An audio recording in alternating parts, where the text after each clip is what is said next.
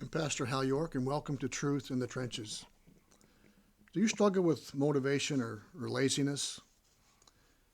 Proverbs has a lot to tell us about that. So if you do struggle with those things, you've come to the right place. But Proverbs doesn't tell us to look to the CEOs of large companies and see their secrets to success, or look to pro athletes or to the rich and the famous. But it tells us to look somewhere else.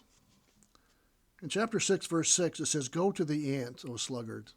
Consider her ways and be wise. Without having any chief officer or ruler, she prepares her bread in summer and gathers her food in harvest."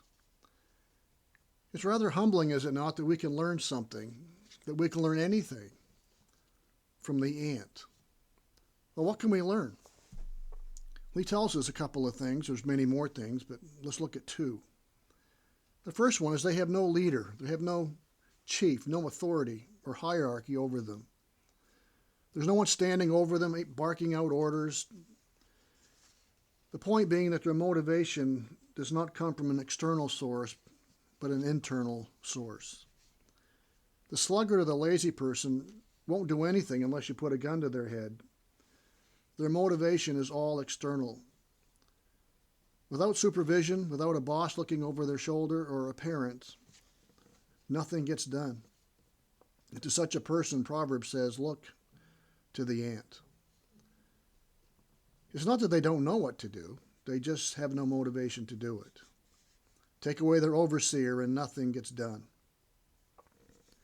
One of the marks of maturity is the ability to discipline ourselves to do the tasks that need to be done because we know they need to be done and are motivated internally to do them.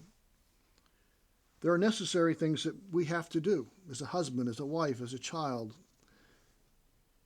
Making the bed, getting out of bed, picking up our clothes, doing our homework, going to work, playing with our kids, spending time with our spouse, and so on, mowing the lawn. And I shouldn't have to have somebody standing over me telling me to do it. I should just know that needs to be done and do it. It's a sign we're growing up. It's a sign we're maturing as a person. Many times I think this is why when kids get away from the home and go to college, they struggle because the parents are not there to be the outward motivation to get them to do their studies and their work, their term papers and so on. Because without that external motivation, there's no internal motivation to discipline themselves to sit down and do it, because they know what needs to be done. Spiritually, many of us would probably no doubt do better if we had someone to call us every morning and said, now it's time to read your Bible. You get up, go to church. We know we should, but we have no discipline, internal discipline to do it. So the ant can teach us a lot about internal motivation and the importance of it. Secondly, the ant understands the seasons in a given year. Ants can't swim. So if they don't gather their food in the dry season, they're going to starve when the rainy season comes. You either harvest now or you pay the consequences later. There's no second chance. Are there things in your life that you know you should be doing but just keep putting them off? You know, many people, maybe in their marriage or spiritually, you hear them say all the time, well, I just need to know more. And they're constantly wanting to learn more and learn more and learn more, and reading books and everything else. But for most people, their problems spiritually or even in their relationships, in their parenting or even in their marriage, it's not a lack of knowledge that's their problem. It's a lack of motivation to do what they know they need to do. And that's hard. It's a lot easier to read about a problem than it is to do something about it. And many people, they just want to read. They want to study. But they don't want to act. And they don't have that inward motivation to know the things as a husband or a wife they need to do to help solve this problem, to help improve their marriage. Without somebody there telling them, you need to do this now, you need to do that now, it won't get done. And to that person, Solomon says, you need to look to the ant. You may not get another opportunity to do these things. You know, J.C. Riley said that tomorrow is the devil's day, but today is God's.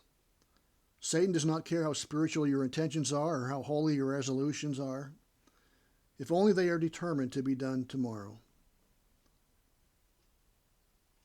Derek Kidner says, "The wise man will learn while there is time."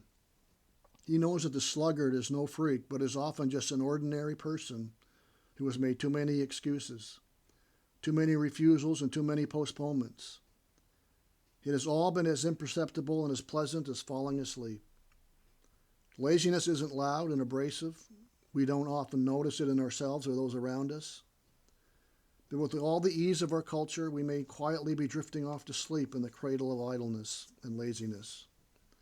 Watch and pray that you may not enter into temptation.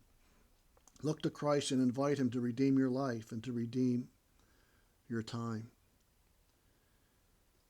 Are you falling asleep in your marriage, in your parenting, in your spiritual life? Are you neglecting to do things that you know you should be doing? You need to consider the ant. They have no leader to tell them what to do, and they understand the seasons of life. The opportunities may come when you can't do them anymore. Today is your day. So I hope this truth will guard you and guide you in the trenches of life so that you may approve what is excellent, and so be pure and blameless for the day of Christ, filled with the fruits of righteousness that comes through Jesus Christ, to the glory and the praise of God. If you know these things, Jesus said, happy are you if you do them.